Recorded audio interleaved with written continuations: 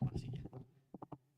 Bien, pues el día de hoy pues nos toca iniciar con la predicación de esta carta de Filemón. Quiero pedirles que se pongan en pie, hermanos, para que oremos a nuestro Señor y ponernos en las manos de Él. Amén.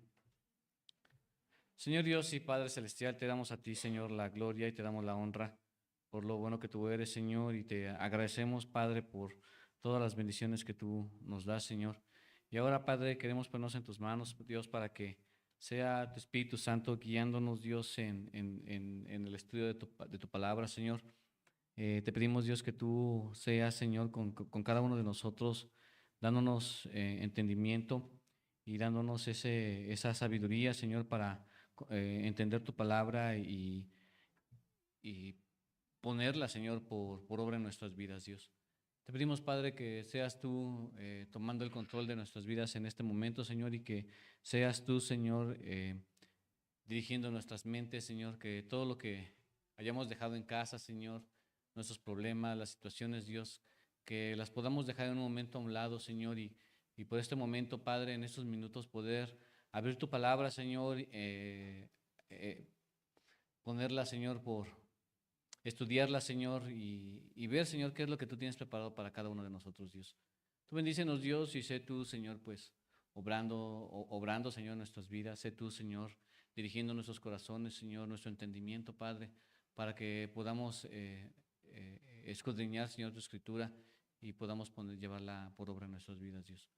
Nos ponemos en tus manos, Dios, y te damos a ti la gloria y la honra, Señor. En Cristo Jesús. Amén. Y así, puestos de pie, hermanos, vamos a abrir nuestras Biblias en la carta a Filemón.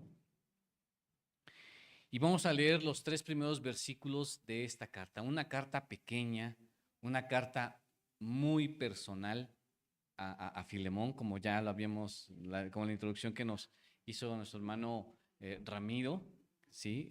Nos hizo esta introducción y nos compartió que esta es una carta muy, muy personal. Amén. ¿Ya la tenemos todos? Vamos a darle lectura. A una sola voz, hermanos, son 3 versículos. A una sola voz, hermanos, vamos a leer la palabra de nuestro Señor. La palabra de nuestro Señor dice así: Pablo, prisionero de Jesucristo, y el hermano Timoteo, al amado Filemón, colaborador nuestro, y a la amada hermana Apía, y a Arquipio, nuestro compañero de milicia, y a la iglesia que está en tu casa. Gracia y paz a vosotros, de Dios nuestro Padre y del Señor Jesucristo. Pueden tomar asiento, hermanos. Gracias. Bueno, si me ayudan con la presentación, por favor. Pues bueno, esta es una carta. Yo le he puesto por título a esta predicación una carta de reconciliación. Sabemos el contexto. La semana pasada escuchamos el contexto del porqué de esta carta, el razón y el motivo por el cual se hace esta carta. Y esta carta es una carta de reconciliación. ¿De reconciliación entre quién? Entre Filemón y un esclavo, ¿verdad? ¿Quién era este esclavo? Onésimo, ¿verdad? Onésimo, que en estos primeros versículos no se menciona. ¿Por qué? Porque estos 3 versículos que vamos a estudiar el día de hoy solamente es el saludo. El saludo, y pues bueno, vemos aquí el remitente. ¿Me ayudas con la segunda, por favor? La segunda diapositiva. El remitente. ¿Quién es el remitente? Pablo. ¿Cómo se presenta Pablo en este primer versículo? Dice: Pablo, prisionero de Jesucristo. Él estaba ya preso, obviamente no estaba en una cárcel, no estaba encadenado ni nada, pero finalmente él estaba preso por los romanos, y pues bueno, él no se consideraba un prisionero de Roma ni de las circunstancias por las cuales lo habían llevado a estar preso. Él se consideraba preso no por una ley, sino se consideraba un prisionero. ¿Qué diferencia hay entre un preso y un prisionero? ¿Qué diferencia hay? Hay algo bien importante. Un preso es una persona que cometió un delito y que está encerrado en una cárcel. ¿Estamos de acuerdo? Una persona que es prisionera es aquella que ha sido privada de su libertad, pero no bajo una ley, digámoslo así, sino que él está solamente apartado, está a un lado, ¿no? Él se considera como él se está considerando prisionero, no como encarcelado, sino prisionero, dice, de Jesucristo. ¿Por qué? Porque Él me ha privado de mi libertad para que yo haga la voluntad de Él. Y esa es la forma en la que él, Pablo, se está considerando como prisionero de Jesucristo. No como un preso juzgado, no como un preso que fue ya remitido a una autoridad. No, él se está considerando como un apartado, como él está apartado, ¿sí? Él está sufriendo ciertas penalidades, sí. Él fue privado de su libertad, sí, pero dice, pero no porque el Imperio Romano o el gobierno romano me haya privado de mi libertad. No por todas las circunstancias que estuvo pasando, porque los líderes religiosos lo estaban acusando, ellos lo acusaban. Si nosotros vamos a Hechos 23, 24, vamos a esta parte de la escritura, hermanos, es Hechos 23, del versículo 24.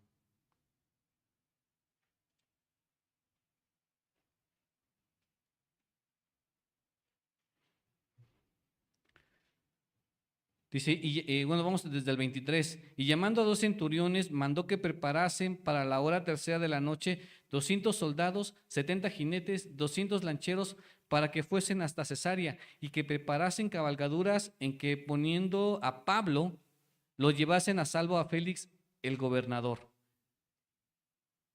Vean la cantidad de personas que utilizaron para llevar a Pablo delante de Félix el gobernador, para que los líderes religiosos no lo tomaran. Aún, y que no estaba él siendo condenado, no estaba siendo juzgado, aún, todos los demás lo querían matar y le pusieron una cantidad considerable de personas para guardarlo. Entonces, no era por las circunstancias. Él dice, sí, yo soy prisionero, pero soy prisionero de Jesucristo. Y el hecho de que yo le sirva a Jesucristo, eso para mí es mi libertad, ¿sí? Y lo vemos en muchos pasajes, ¿no? De que hablan acerca de la libertad, ¿no? Que nuestra libertad, pues que sea en Cristo, ¿no? Entonces, y pudiéramos decir, entonces no es libertad. Sí, es una libertad en Cristo, pero no es una libertad para que nosotros hagamos lo que nosotros queramos, que finalmente es lo que la carne quiere, ¿sí? Nosotros hacemos lo que Dios quiere, ¿sí? Y eso es una libertad en Cristo. Está medio enredado, ¿verdad? Porque entonces dicen, entonces, ¿cuál libertad? Podemos decir, entonces, ¿cuál libertad? ¿Qué libertad hay? Pues la libertad de ser hijos de Dios, ¿sí? Y la libertad para comportarnos como hijos de Dios, ¿sí? Entonces, está medio enredado esto, pero la Escritura y Dios es sabio al escribirnos todos estos, todo lo que nosotros estamos aprendiendo aquí en la Biblia, Dios nos está poniendo para que nosotros aprendamos de esto. Entonces, el remitente es Pablo. ¿Y quién es Pablo? Un prisionero de Jesucristo. A lo mejor la imagen es muy grotesca, ¿no? Y pensamos que un prisionero pues siempre va a estar mal, ¿no? Encadenado. Y Pablo lo dice con orgullo, ¿no? Soy prisionero de Jesucristo. ¿Por qué? Porque la obra de Jesucristo es la que estoy haciendo. Y es lo que yo estoy buscando. Yo estoy buscando darle la gloria y la honra a través de ser un prisionero de Jesucristo.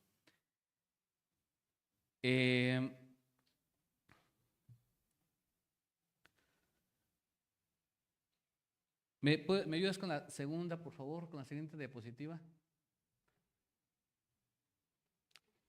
Punto número 2, los destinatarios amados. Y vemos aquí que hay colaboradores, los destinatarios finalmente son los colaboradores de Pablo y también es la iglesia, ¿sí? Aquí nosotros vemos cómo Pablo le escribe. Pablo va a tratar un asunto muy delicado, ¿no? Un esclavo que se escapa de su amo y que además le robó.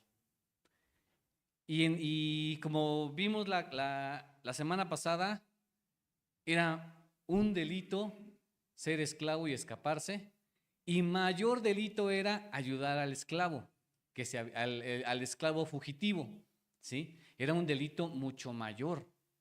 Entonces, Pablo, cuando conoce a Onésimo, gracias, buen nombre, a Onésimo, él pues seguramente le comparte de Jesucristo, él se convierte al Señor y le dice, es que, pues bueno, pues yo soy esclavo, ¿no?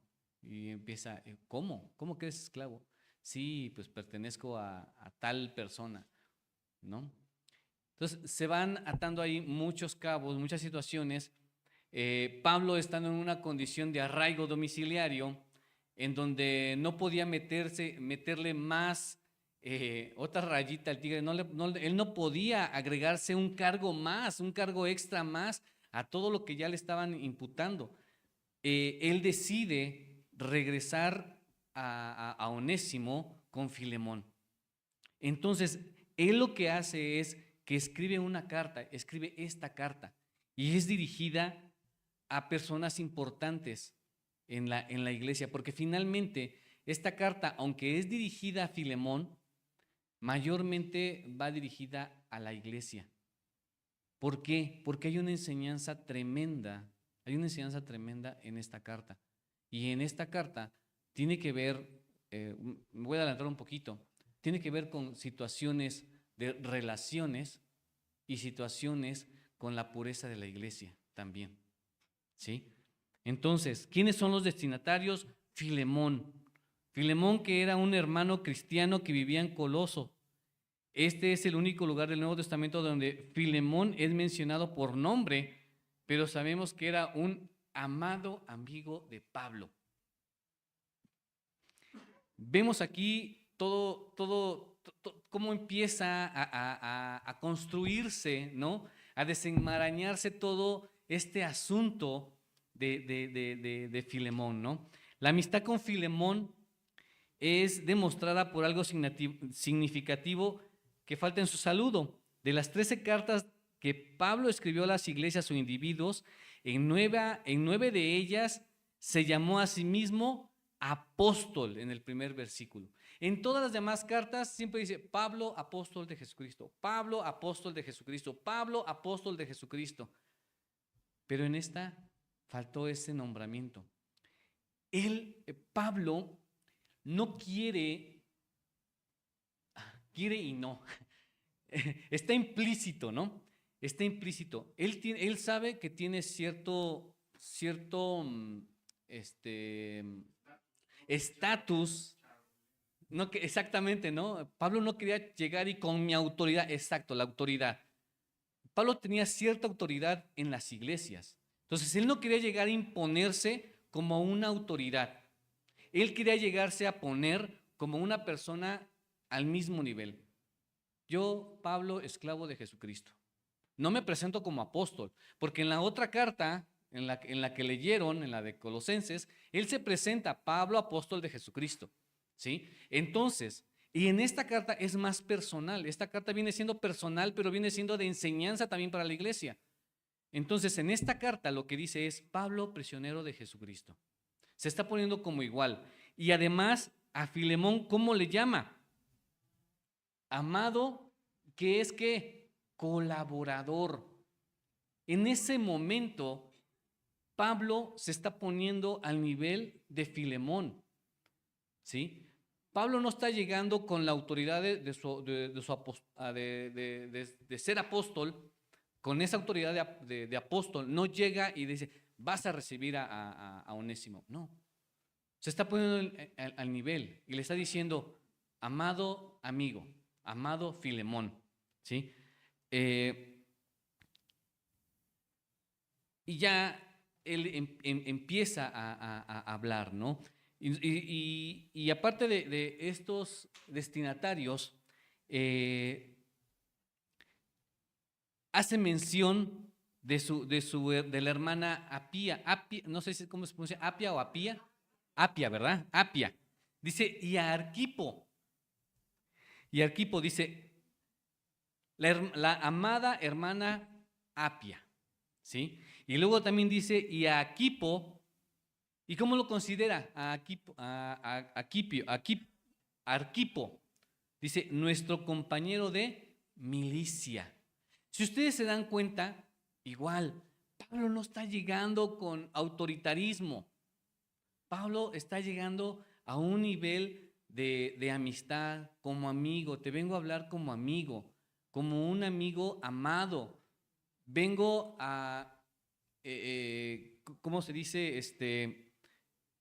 Y traigo presente a Apia, a Arquipo, para que ellos también estén presentes de esto que te voy a decir, ¿sí? Prácticamente los está trayendo como testigos, ¿sí? Los invoca como testigos en este momento para que ellos también escuchen lo que tiene que hacer. Dice, y a la iglesia que está en tu casa, y además, ¿no? Como testiga a la iglesia también. ¿Por qué? Porque era un asunto dentro de la iglesia. ¿Por qué era un asunto de la iglesia también? Porque la iglesia estaba en su casa, ¿sí? Y dice, y a la iglesia que está en tu casa. En ese tiempo, habían sinagogas donde los judíos se iban a reunir. El Imperio Romano o los romanos hacían sus reuniones en ciertos lugares, pero como tal, como hoy, que tenemos un local en donde como cristianos podemos venir a reunirnos, a orar, a alabar, a escuchar su palabra, a aprender, no lo había. Entonces, en ese tiempo, las casas eran los lugares de reunión. Y el llegar a una casa es muy importante. Es muy importante el testimonio de la familia que está hospedando a la iglesia, porque es muy importante que la iglesia vea un buen testimonio. Finalmente, si Filemón tenía esclavos, o por lo menos tenía a Onésimo, ¿qué significa? Pues que él era rico, que él era pudiente, que su casa a lo mejor no se reunían en la calle o enfrente de su casa, sino se reunían adentro de su casa y había una cantidad considerable de hermanos que se reunían en ese lugar. Entonces, Pablo, sabiendo de esto, no se dice que Pablo haya visitado esta iglesia. No hay un testimonio, no hay nada escrito en la Biblia que diga que Pablo fue directamente a este lugar a conocer la iglesia. No lo hay. Pero al parecer es una iglesia grande. Es un lugar en donde se reunía mucha gente. Entonces, el testimonio tanto de la iglesia como del anfitrión de la iglesia era muy importante. Porque si Onésimo regresaba con Filemón, él podía castigarlo. Y como lo había robado, hasta pudo haberlo matado, ¿sí? Entonces, todo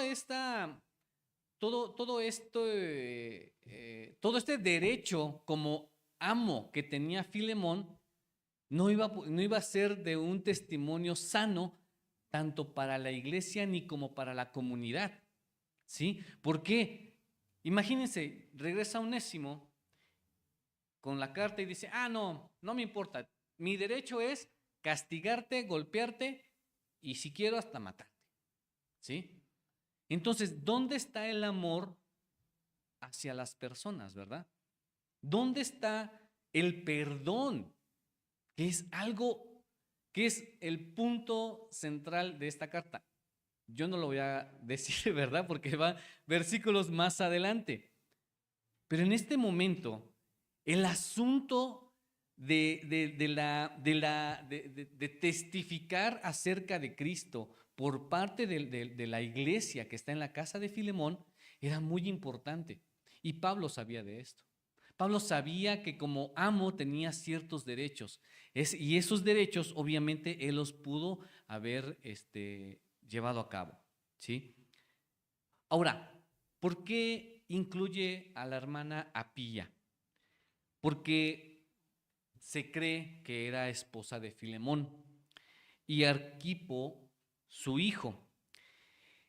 Ellos, como anfitriones de la casa, probablemente tenían mucho peso en las decisiones que se tomaban dentro de la iglesia.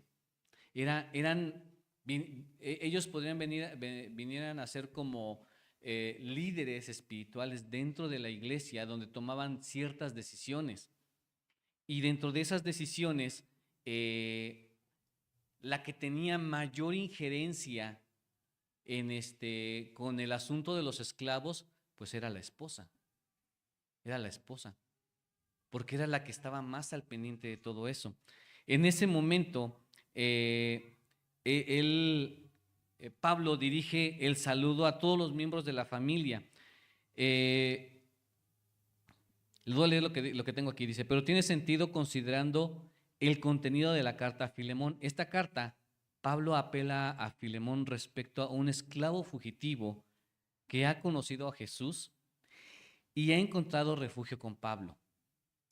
Según las costumbres de la época, la esposa de Filemón, Apia, era la supervisora de los esclavos de la casa, así que la carta le concernía a ella también, ¿sí? Entonces, las esposas eran las que administraban a los esclavos, eran las esposas. No sé si recuerdan, yo cuando empecé a ver todo esto, en muchas películas donde se habla de esclavos y están haciendo la compra de esclavos, son mujeres las que compran. No sé si se habían dado cuenta o si recuerdan alguna película donde están hablando de esclavos, son las mujeres las que compran a los esclavos. Yo sí recordé, dije, sí es cierto. No recordé la película, ¿verdad? Porque ya se fue mucho tiempo. Pero recordé y dije, sí es cierto. El que vende los esclavos es un hombre, pero quien los compra es una mujer. Y cuando llegaban a la casa con los esclavos, llegaban con la mujer. Y era la que se encargaba de la administración de los esclavos. Por eso es de que Apia tenía que estar considerada en esta carta. ¿Por qué? Porque era la costumbre, ¿sí? Era la administradora. Con respecto al esclavo fugitivo, ella está tan involucrada en la decisión como su esposo, porque de acuerdo con las costumbres de su tiempo, ella tenía la responsabilidad del día a día de los esclavos. Entonces, ella pudo haber tomado la decisión. Ella pudo haber tomado la decisión e incluso matarlo, ¿no? Decir, no, ya mátalo, ¿no? Pero eso cómo se iba a ver con un líder cristiano, un anfitrión de una iglesia. ¿Cómo se iba a ver esto como testimonio de una vida transformada en Jesucristo, ¿no? Y aparte con otra persona que su vida ya había sido tocada por Jesucristo, además, ¿no? Entonces es como si dijeran que un cristiano mata a otro cristiano. Entonces no iba a ser, no era de testimonio a hacer esto. La iglesia que está en casa de Filemón. ¿Qué significa esto? Que pues una iglesia o parte de la iglesia, una porción de la iglesia se reunía en casa de Filemón. Los primeros cristianos no tenían sus propias propiedades para construir iglesias. Los judíos tenían sus sinagogas, pero los cristianos se congregaban en las casas de sus miembros. Los cristianos de una ciudad se reunían en diferentes iglesias, con un obispo de la ciudad que supervisaba estas casas iglesias. Las casas iglesias también son mencionadas en Romanos 16:5. Dice, saludaos también a la iglesia de tu casa. Saluda a Epeneto, amado mío, que es el primer fruto de Acaya para Cristo.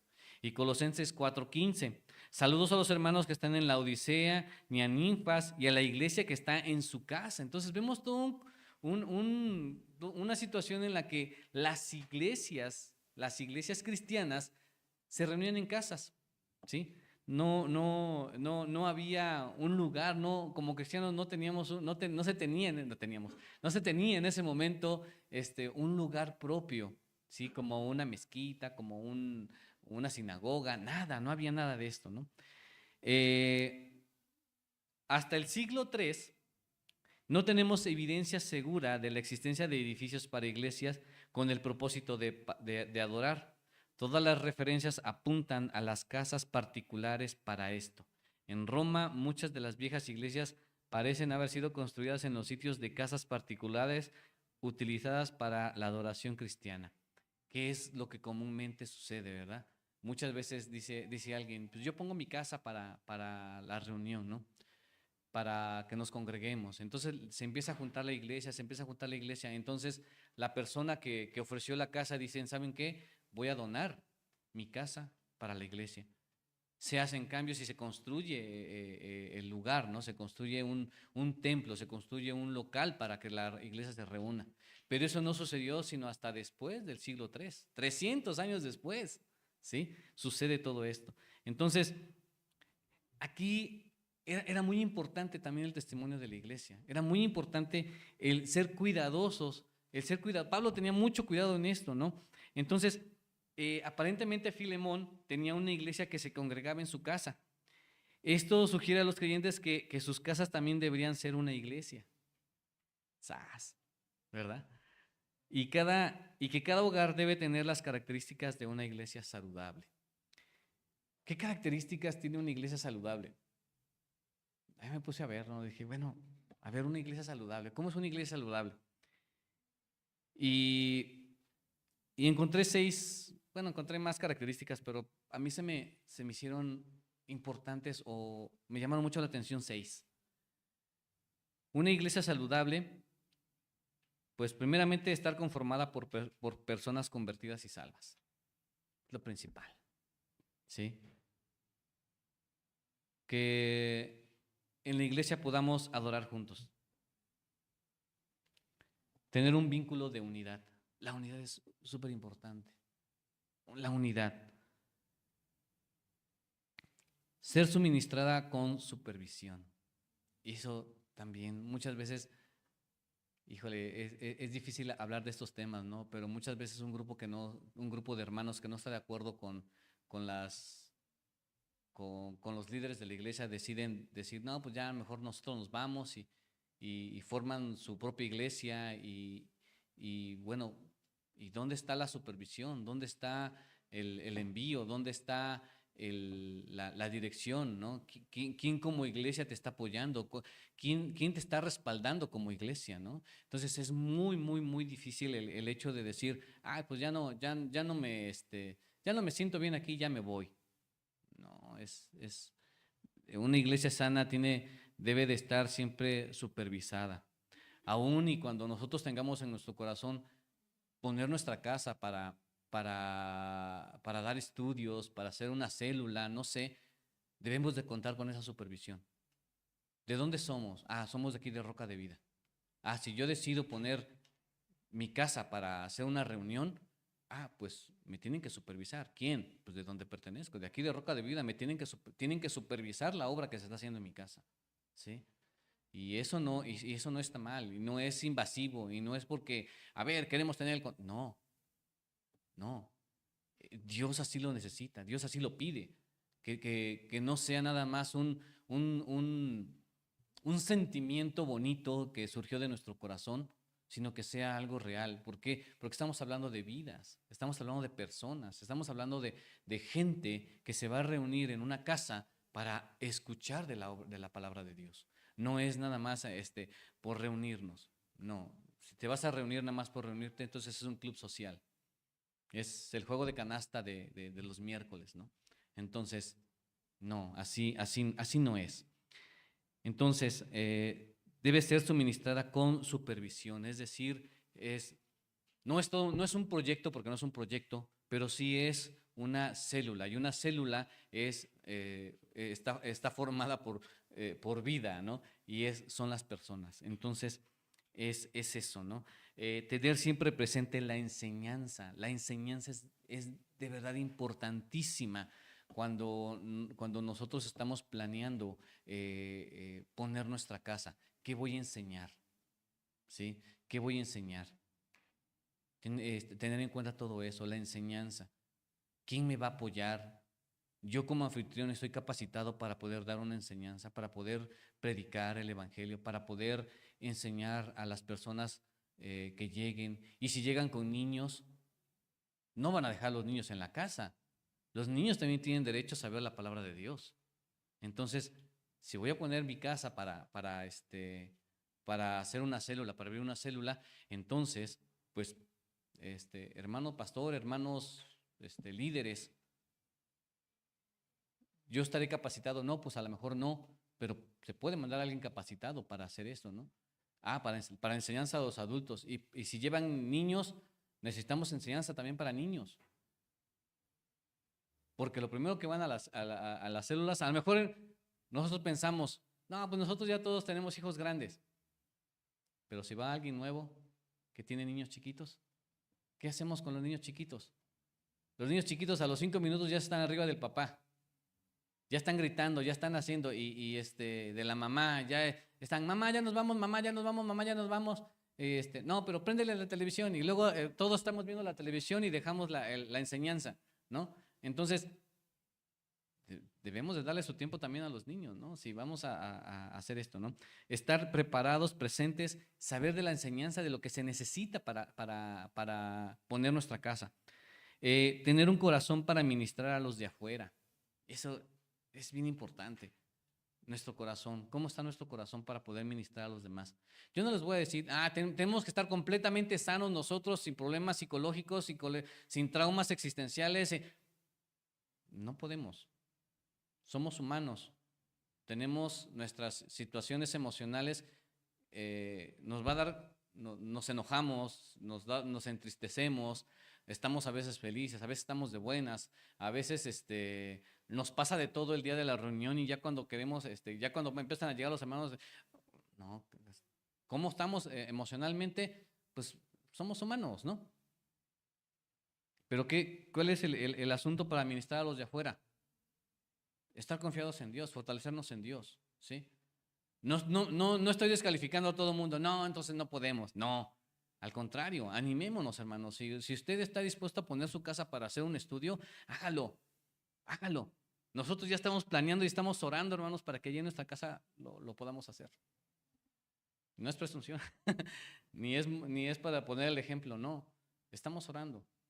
Y ya andamos ahí viendo ciertas personas, ya estamos ahí, así como que viendo la estrategia para empezar a contactar gente. Pero hagámoslo, hermanos, hagámoslo.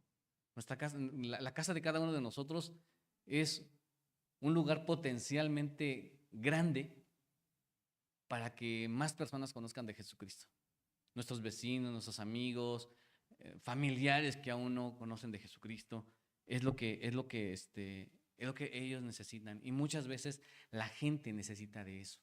Aún y cuando no les hablemos de Jesucristo, la gente se nos acerca y nos dice, es que tengo este problema. En una ocasión estábamos ahí en la casa, llegamos de aquí de la iglesia un domingo y escuchamos a la de los raspados. Y yo le digo a mi esposa, córrele, mira, van los raspados, se me tocó un raspado, un chicharrón, órale, pues salimos, no rápido. Salimos y ya le hablamos a la señora, era una señora con una muchacha y y ya se acerca la señora y ya empezamos así como que, qué calor hace, que el clima, y empezamos allí a platicar.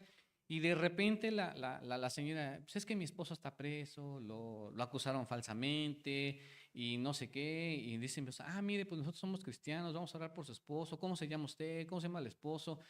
Es que yo también estuve yendo a una iglesia, pero por el trabajo no he podido, pues sí me he desanimado, y en eso, pues, se da el momento y mi esposa ora por la señora.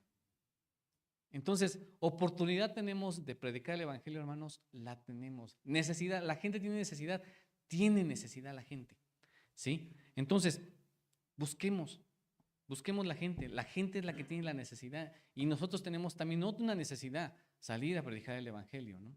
A las 9 de la mañana se da una capacitación aquí en la iglesia para precisamente eso. Ya me aventé el comercial, pero bueno. Entonces, una iglesia sana, hermanos, debe tener ciertas características. Estar conformada por personas convertidas y salvas, adorar juntos, tener un vínculo de unidad, ser suministrada con supervisión, tener siempre presente la enseñanza y tener un corazón para ministrar a los de afuera. Siempre. Entonces, estas son las características que Filemón debía tomar en cuenta para la iglesia que estaba en su casa. Esto era lo que Filemón y lo que Pablo finalmente era lo que él apelaba. Si tú vas a recibir a Onésimo, recíbelo como un hermano en Cristo. Y es prácticamente lo que dice toda la carta, ¿no? No quiero espolear, pero finalmente es esto lo que Pablo quería transmitirle a Filemón, ¿sí? ¿Me ayudan por favor con la siguiente diapositiva? Número 3, la bendición y el saludo.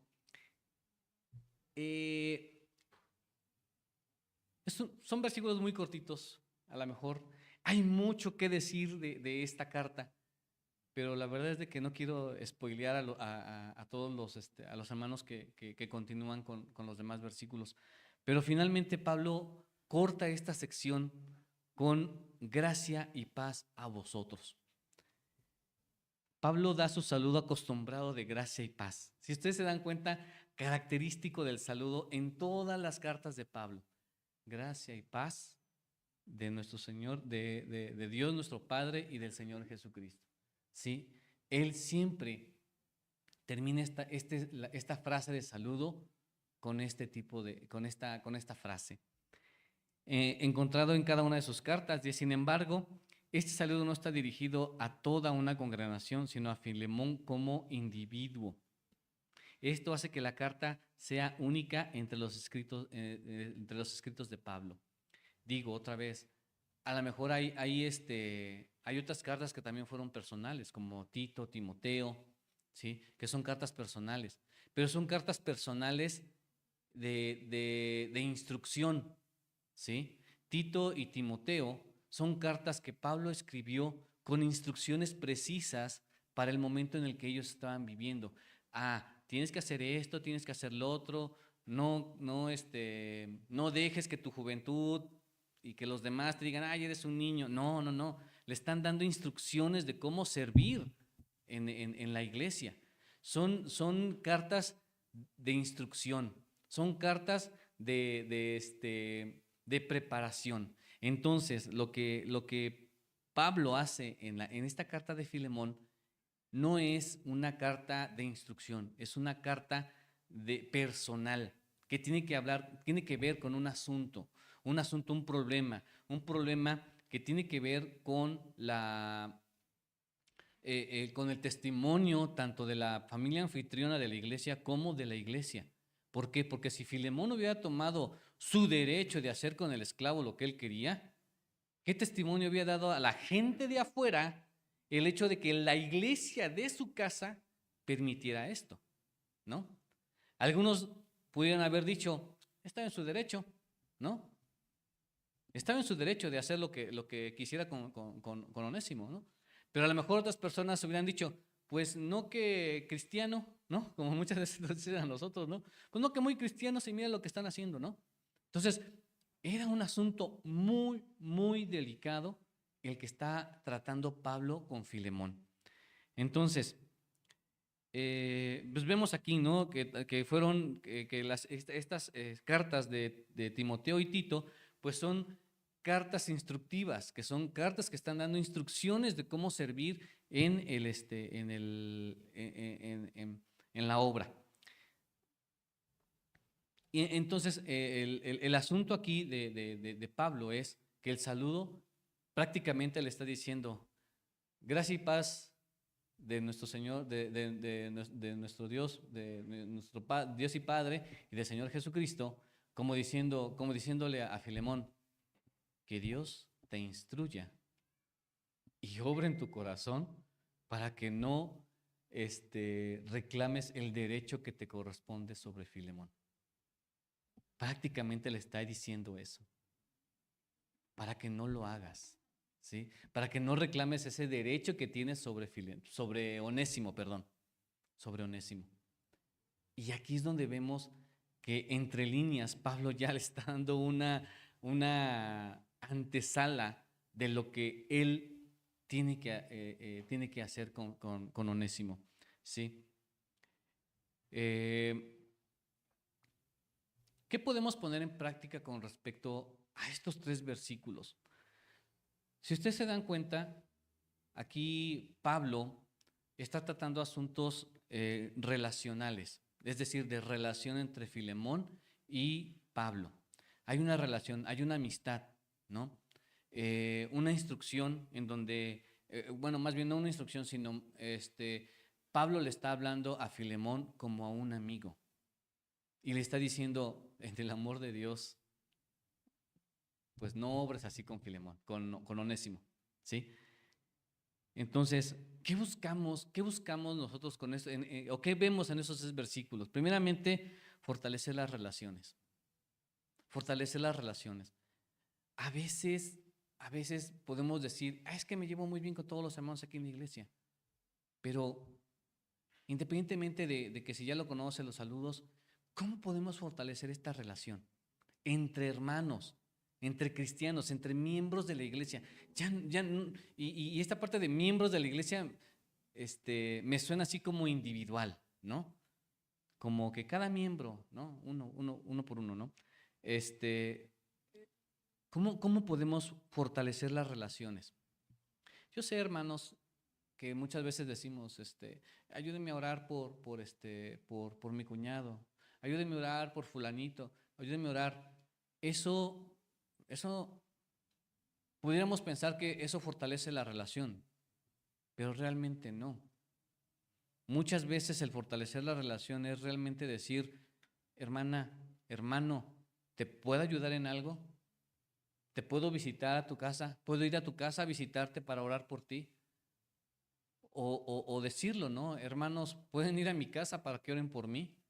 Y eso es válido. Y yo creo que es parte de lo que tenemos nosotros que hacer para fortalecer nuestra relación como hermanos en Cristo. ¿Sí?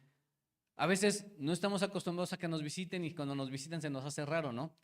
Pero, o a veces lo que nosotros veíamos era de que, híjole, van a venir los hermanos, ¿qué les damos, no? Porque muchas veces esta parte también es la que nos limita, ¿no? Para invitar a algún hermano a la casa. Pues con un vaso de agua, hermanos, siendo así bien sinceros, ¿no? O sea, hermanos, no tengo que ofrecerles un vaso de agua, hermanos, con eso nos sentimos a gusto. ¿Por qué? Porque no vamos a comer o no vamos a ver qué hay, sino vamos a ver al hermano, ¿sí? Vamos a fortalecer esa relación con el hermano, ¿sí? Otra cosa práctica que podemos hacer aquí, y ese es un ejemplo que Filemón está poniendo y que Pablo le está recalcando, ¿no? Y lo recalca mucho, ¿no? Y a la iglesia que está en tu casa. Un servicio, una actitud de servicio. ¿A quién, hermanos? A la iglesia. A la iglesia. ¿Sí? ¿Cómo andamos en servicio a la iglesia, hermanos? Servir a la iglesia, ¿qué es? Venir, limpiar aquí el piso, acomodar las sillas, pero pues luego cuando llegamos, chin, ya me ganaron con las sillas, yo que venía a acomodar sillas y ya me ganaron con las sillas, ¿no? Pues no solamente es eso, ¿no? Es practicar el ministerio, bueno, estar aquí en el ministerio, pero servir a la iglesia también es ir y llevar el evangelio allá afuera, ¿no? A la comunidad. ¿Qué estamos haciendo por la comunidad? Parte de servir a la iglesia también es ver qué es lo que estamos haciendo por la comunidad donde estamos, ¿no? Y eso también es es importante, ¿no? Eh, y el meollo de toda la carta, ¿no? ¿Cómo andamos con la práctica del perdón, ¿no? Que es la parte fundamental de esta carta, ¿no? Es el punto principal de esta carta. No me voy a meter en él porque le tocan a los otros hermanos. Y yo ando bien metido, ¿no? Pero la carta habla de esto, ¿no? Yo me quería ir más adentro, ¿no? Pero bueno, la carta es esto, el perdón. ¿Qué tenía que hacer Filemón con Onésimo? Yo no lo dije, ¿eh? Yo no me metí en los temas de los otros hermanos, ¿sí? El perdón, hermanos. A veces nos cuesta tanto perdonar. Pero es que me hicieron y, híjole, y a veces esa es la parte que no la vemos tanto, ¿no? El motivo de la carta es esa, hablar del perdón, ¿sí? Hablar del perdón, ¿sí? Y otra que es mucho más adelante, pues es cultivar una actitud de gratitud, de gratitud. A lo mejor que tenía que agradecer algo Filemón, pues que Pablo se haya tomado el tiempo para escribirle una carta personal con un asunto muy, muy importante, ¿sí? Una actitud de gratitud. Muchas veces, hermanos, decimos, ay, gracias Dios, pero nuestro gracias es sincero. Nuestro gracias es sincero o ya es el gracias acostumbrado de gracias por los alimentos, Dios. Gracias porque hoy me permitiste llegar aquí a la iglesia. A veces, hermano, lo hacemos ya tan común el gracias que, que a veces ya es así como que damos gracias por costumbre, ¿no? Un gracias es darlo pues mejor, ¿no? Esta actitud de gratitud, ¿no? De gratitud hacia Dios. Entonces, son muchas cosas lo que podemos ver en esta carta. Ya me metí yo en temas ajenos, pero hermanos, el tema para reflexionar principalmente esto es la manera en cómo Pablo presta atención mucho a esta relación con esta persona, ¿no? Con Filemón, su relación. Y él lo dice, amado, a la amada hermana, ¿sí? A nuestro compañero de milicia, ¿sí? A la amada iglesia que está en Roma. O sea, él prácticamente está apelando, ¿no? A cada uno de ellos para tomar este asunto en serio, para tomar este asunto con la seriedad que necesita, ¿no? Que tiene que ver más adelante con el perdón. Entonces, hermanos, pues busquemos nosotros en este momento, pues buscar el fortalecimiento de nuestras relaciones como cristianos y el hecho de servir principalmente a la iglesia. Amén, hermanos. Vamos a orar, hermanos. Padre, te damos a ti la gloria y te damos la honra, Dios. Te agradecemos, Dios, porque tú en estas cortas líneas, Dios, tú nos enseñas muchísimas cosas, Dios. Gracias, Padre, porque tú, Señor, quieres que como iglesia, Señor, tengamos lazos fuertes, Dios, no de amistad, Dios, no de amistad, sino lazos fuertes de hermandad. Que nos veamos, Señor, verdaderamente como hermanos, cuidando nuestras necesidades, cuidándonos unos a otros, Dios, soportándonos unos a otros, Dios, y soportándonos no es como aguantar, Dios, sino de sostener, Dios, de sostener. Gracias, gracias, Señor, porque tú, Señor, nos enseñas, Dios, en versículos muy pequeños, Dios, lo que tú quieres para tu iglesia, Dios. Gracias, Padre, y te damos a ti la gloria, Señor, y queremos, Dios, pedirte que pues tú, Señor, nos pongas en nuestro corazón, Señor, el servir a la iglesia, Dios, el fortalecer estos lazos entre nuestras relaciones, Dios.